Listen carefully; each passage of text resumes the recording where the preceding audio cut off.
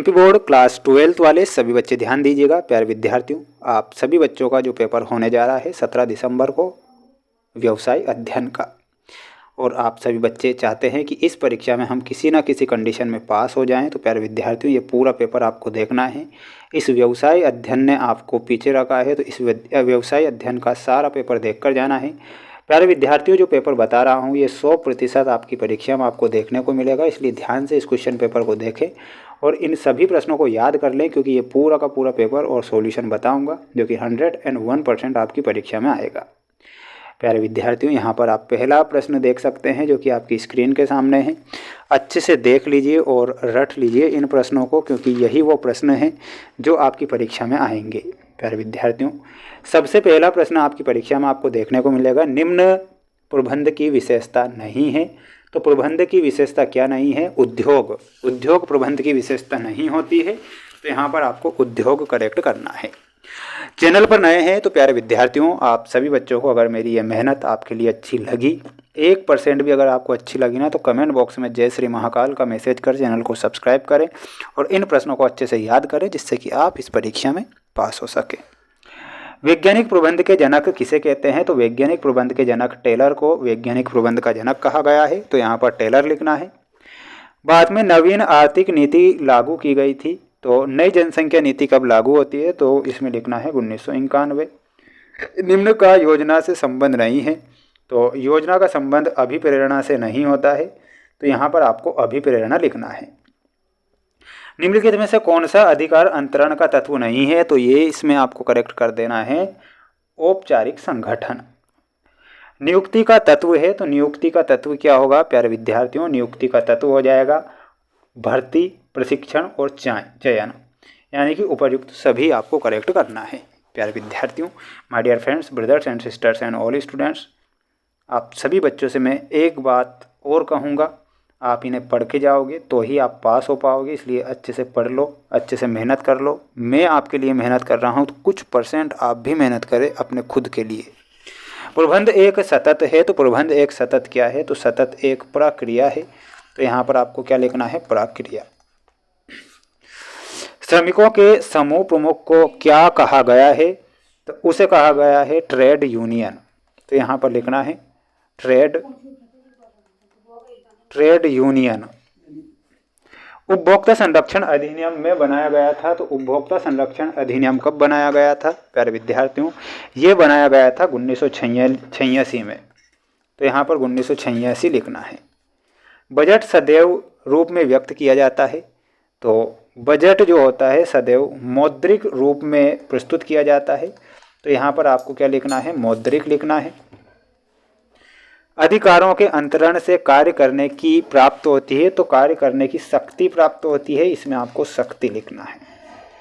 पदोन्नति भर्ती का स्रोत है, तो आंतरिक स्रोत है, तो इसमें आपको लिखना है आंतरिक। क्या लिखना है? यहाँ पर हमारा सही उत्तर जो होगा और वो हो जाएगा आंतरिक। नेतृत्व का एक भाग है, तो ये नेतृत्व जो होता है निर्देशन का एक भाग होता है, तो यहाँ पर आपको निर्देशन लिखना है सभी छात्रों को, सभी स्टूडेंट्स को। प्यारे विद्यार्थियों, स्क्रीनशॉट ले लीजिए, अच्छे से पढ़ लीजिए, मेहनत कर लीजिए और अच्छे से याद करके ही जाइएगा। चैनल पर नए हैं तो बार बार मैं आपसे कह रहा हूँ कि आप चैनल को जरूर सब्सक्राइब करें। क्यों करें? क्योंकि एकमात्र चैनल आपका सपोर्ट कर रहा है, जो आपके लिए वीडियो लेकर आ रहा है, मेहनत आपके लिए कर रहा है, तो आपकी अगर 1% भी रिस्पॉन्सिबिलिटी बनती है कि सर हमसे जो कह रहे हैं उनकी बात हम माने, तो इसलिए आप सभी बच्चे चैनल को जरूर सब्सक्राइब करिएगा। पर्यवेक्षण में करेक्ट किया हो जाएगा। पर्यवेक्षण में हमारा अधीनस्थ सही होगा, ऑप्शन नंबर बी।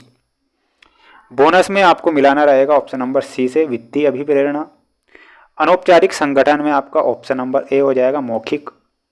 नेतृत्व में आपका ऑप्शन नंबर डी हो जाएगा, अनुयायी। नामकरण में वस्तु की पहचान होती है और विज्ञापन में हो जाएगा आपका ऑप्शन नंबर ई, विक्रय संवर्धन। ठीक है, अब आप क्या कीजिएगा, इसका एक स्क्रीनशॉट ले लीजिएगा और पढ़ लीजिएगा। ठीक है, मेरा काम है आपको पेपर बता देना, जिससे कि आप सभी बच्चे पास हो सकें, इसलिए मैं मेहनत आपके लिए ही कर रहा हूँ, कोई मेरे लिए तो मेहनत नहीं कर रहा हूँ।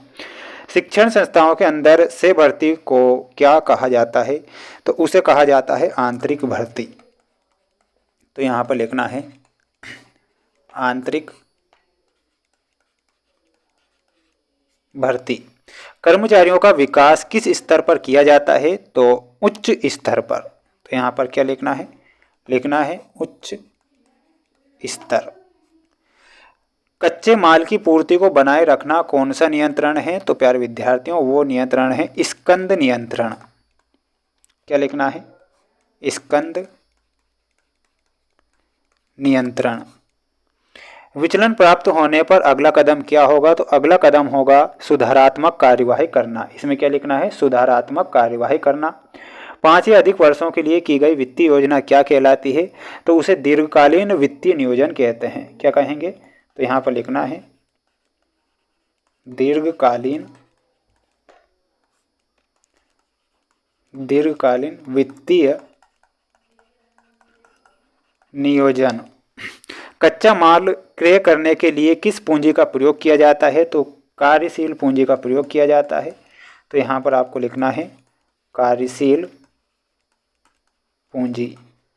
किस बाजार से दीर्घकालीन प्रतिभूतियों से व्यवहार होता है? तो इसमें आपको लिखना रहेगा पूंजी बाजार। पूंजी बाजार। अब आपकी स्क्रीनशॉट ले लो इसका अच्छे से। इसके बाद हम बढ़ेंगे हमारे अगले प्रश्न की ओर। अभी तक आपने वीडियो को लाइक नहीं किया है तो वीडियो को लाइक ज़रूर कीजिएगा, क्योंकि एकमात्र चैनल आपका है जो मेहनत कर रहा है आप सभी बच्चों के लिए। विकेंद्रीकरण में अधीनस्थों द्वारा निर्णय लिए जाते हैं, यह बिल्कुल सत्य है। दूसरा तीसरा असत्य होगा।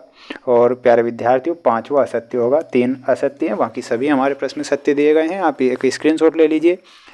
ये जो प्रश्न मैं बता रहा हूँ इनके आंसर भी बहुत जल्द चैनल पर आ जाएंगे, इसलिए जितने भी छात्र वीडियो को देख रहे हैं तो चैनल को जरूर सब्सक्राइब करके रखिएगा।